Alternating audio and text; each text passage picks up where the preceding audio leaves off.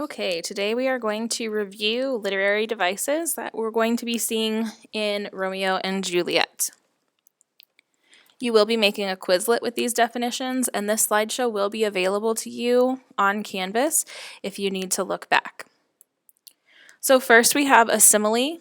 Hopefully this is a reminder and a review that a simile is a direct comparison of two unlike things that uses like or as. What's really important with similes that people sometimes forget is that these have to be two unlike things. So I can't just say it tastes like a strawberry.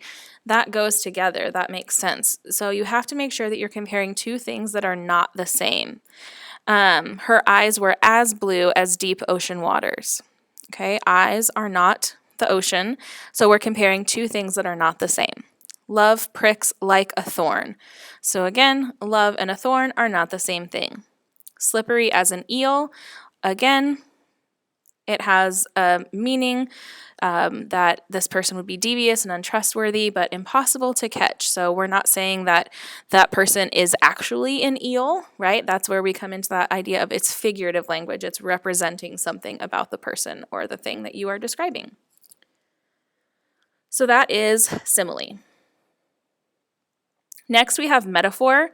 So a metaphor is going to be a direct comparison of two unlike things, but you are not going to use like or as in a metaphor. What typically happens in a metaphor is that you are saying that one thing is the other thing. So in this example, Juliet is the sun. We're actually directly comparing them by saying that she is this, even though a person cannot possibly be the sun. But again, that figuratively means that she's so important, right? Like none of us could live without the sun. So we're saying that Juliet is so important to Romeo in this case that he couldn't live without her. Another example, my grave will be my wedding bed. So again, we're comparing my grave to my wedding bed directly by saying that one will be the other. Okay, another example, it is raining cats and dogs. This would be another metaphor. Okay, we're comparing how heavily it's raining to cats and dogs falling out of the sky. That's obviously not a real thing that's happening, but we're using that comparison. Next is personification. So again, this should hopefully be review. Personification is when we give human characteristics to non-human things. A lot of times people get personification and metaphor mixed up. So I can say she is like a lion. Sorry, that would be a simile. I could say she is a lion. That's a metaphor, right? I'm saying one thing is the other thing. But that's not personification because I'm not giving a human quality to that lion. I am saying that a person is the lion instead of saying the lion danced before his prey. Okay, a lion can't dance. So in that circumstance, then I'm giving a human characteristic to something that is not a human. So I hope that you can kind of understand that difference. People tend to get these two confused between metaphor and personification. So here's a couple more examples. Love lifts us up where we belong. Okay, love does not have arms. It can't possibly lift us. So we're using a figurative meaning.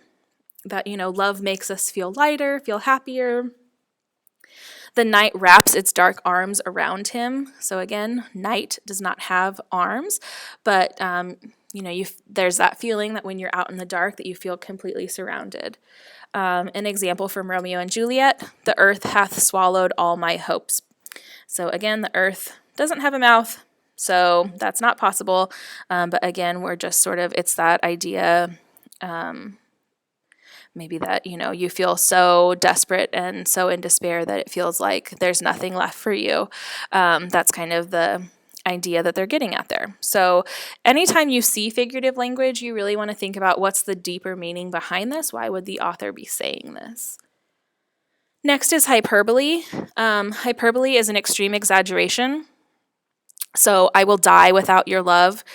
Okay, I guess maybe, but probably not, right? So with hyperbole, you need to definitely think about logically, would this be what would happen, right? I will wait for you for 1,000 years. Well, as it currently stands, people don't live 1,000 years, so you're not going to actually wait for them that long. I'm so hungry I could eat a horse. Again, probably not going to actually eat a horse. I guess there's a possibility that you could, but logically speaking, that wouldn't happen. But you're just sort of, being kind of over dramatic, you're over exaggerating for effect. Next is alliteration. So alliteration is the repetition of sounds at the beginning of words. So tongue twisters tend to be alliteration, right? She sells seashells down by the seashore. All of those S sounds at the beginning of those words, that's alliteration. An example from Romeo and Juliet would be from forth the fatal loins of these two foes. So we have that F sound repeating. One thing to be aware of is that when you're looking at alliteration, it's always the first sounds in the words, okay, and not always the letters. It's more about the sound itself. So sometimes you might have like a C that repeats, but one of the C's could be pronounced with like the K sound and one of them pronounced with more of the S sound. So just make sure that it's a consistent sound.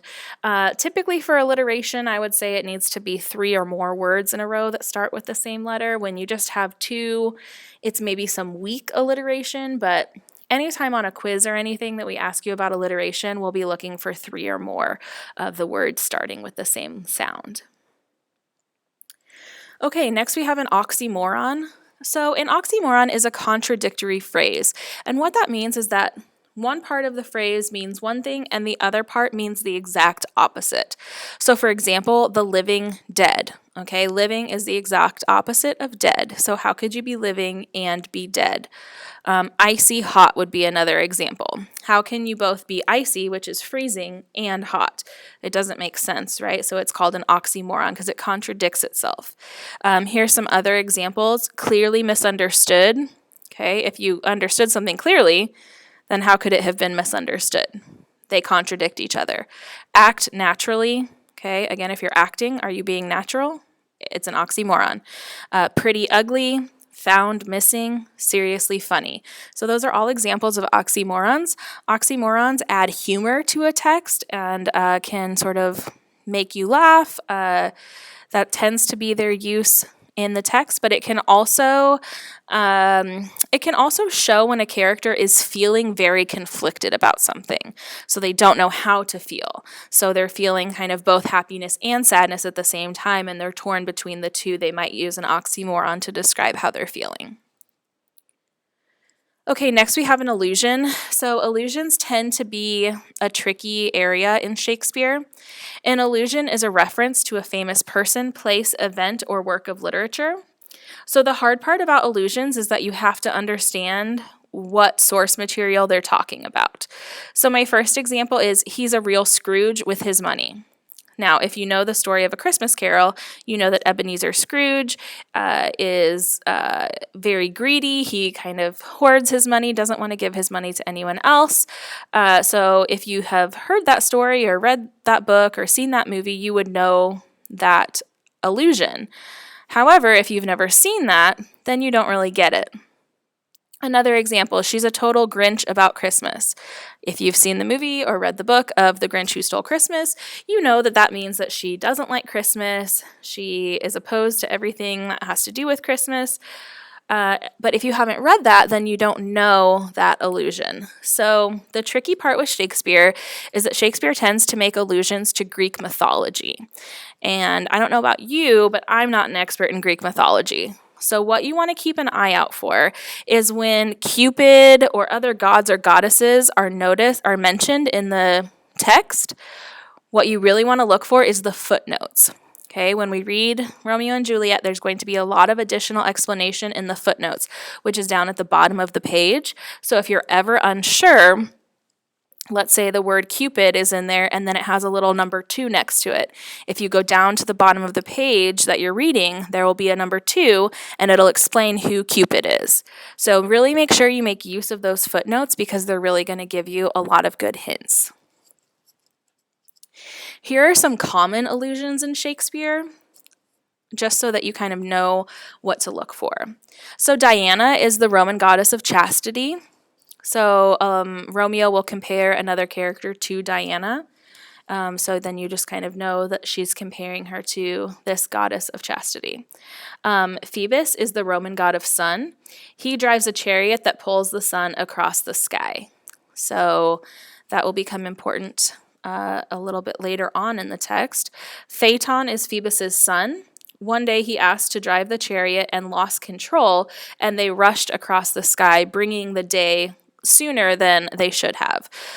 So when Juliet is hoping for it to be daytime, she's going to say that she wishes that Phaeton would race across the sky because she wants it to be daytime earlier. She's ready for the next day to come. Aurora is the Roman goddess of the dawn, so we often see allusions to Aurora when we're talking about the sun rising or the early part of the day. Cupid is the Roman god of love, so you will see Cupid with lots of allusions to love. Cynthia is the Roman goddess of the moon, so you will see more allusions to her when the characters are talking about nighttime or dealing with nighttime. Okay, next you have a pun. So a pun is a play on words. Puns tend to be humorous, and they kind of show the character's personality and show their humor. So basically, a pun is a play on words. What you want to look for when you're reading is when a word could have multiple meanings. So when there's maybe two words that sound the same but have two separate meanings. So for example, in Romeo and Juliet, there's a part where one of the characters says, "Your souls are made for dancing." So soul could refer to like heart and soul, right? Like the soul in your body. Your soul is made for dancing. So maybe that means that you love to dance. But soul, S-O-L-E, means the soles of your feet, right? And your feet can also be for dancing. So this is a play on words because souls and souls, they sound the same, but they mean two different things that could both be dancing. Here's another one. I was struggling to figure out how lightning works, then it struck me. So here you have struck, that could mean like, then I realized what it meant, right? I was struggling to figure it out, and then I realized it. But it also has the meaning of like, I was trying to figure it out, and then it struck me, like lightning literally hit me. Okay, so this is supposed to be kind of like, just a little funny little nod. You see like the step ladder up there, right? Saying to the big ladder, "You're not my real father." Okay, so again, step ladder as in like a ladder that you climb on, but like step as in like, that kind of stepson, stepfather relationship. Okay, next is a foil. So a foil is a character who contrasts with another character in order to highlight particular qualities of the other character. So whenever one character is acting the complete opposite of another character, that's when you have a foil. And it really serves to just sort of emphasize how one character is acting. So for example, Mother Gothel and Rapunzel. If you've seen Tangled or you know the story of Rapunzel, right? Mother Gothel is so evil and Rapunzel is so innocent. So the innocence of Rapunzel really highlights how evil Mother Gothel is. Gaston and the Beast would be another example in Beauty and the Beast, where Gaston is aggressive and kind of overbearing, and the Beast is very kind and caring once you kind of get to know him. So those would be foils. Another example from To Kill a Mockingbird would be Atticus and Bob Ewell. So Atticus is always very calm, he's very educated, he's very reasonable, very compassionate, and Bob is kind of completely the opposite, right? He's uneducated, he's crude, and sort of everything that he does sort of shows you how calm and collected Atticus is and really highlights and emphasizes that. Scar and Mufasa would be another example. Characters don't always have to be foils to each other throughout the entire story. So we'll see in Romeo and Juliet that in some scenes, two characters are foils of each other, and then later on, maybe they aren't anymore. It's sort of in a scene-by-scene kind of basis. Next, we have a soliloquy. So this is the act of speaking one's thoughts aloud when by yourself or regardless of any hearers, especially by a character in a play. So this is usually done when a character is alone or thinks that they are alone on stage. So kind of like what this picture here shows. So when a character is out on stage, maybe they think they're alone, or maybe they are truly alone, and they're sort of saying their thoughts and their feelings aloud. Now, why would a playwright include this? If you think about when we read a book, the narrator tends to tell us their thoughts and their feelings, so we know what they're thinking. But when you have a play, you don't have that information. All you have is what is said aloud. So we need to have a character say out loud what they are thinking or what they are feeling so that we as the audience are in on it and we know what their motivations are. Finally, just a reminder of what dramatic irony is. Dramatic irony occurs when an audience knows or understands more about a character or situation than the characters that are actually in the text. So the purpose behind dramatic irony, it tends to add either suspense or humor. And that's because the words and actions of the character take on a different meaning for the audience than they have for the characters. So we kind of know more about what's going on than the characters themselves. We'll see this quite frequently in Romeo and Juliet. It typically tends to add to the suspense in this story. Occasionally the humor, but typically the suspense because this is a tragedy. So those are your 11 vocab terms. Make sure that you submit your Quizlet over these terms and that you're studying them and reviewing them. These are going to be incredibly important when we get to reading the play. You will have lots of questions over these on your quizzes, on your tests, on your final. So really make sure that you get to know these literary devices and how to find them.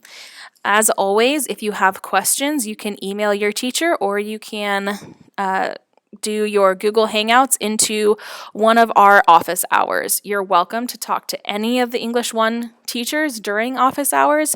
We all teach the same content. So if your teacher's time is not a time that works for you, feel free to call in to any of us.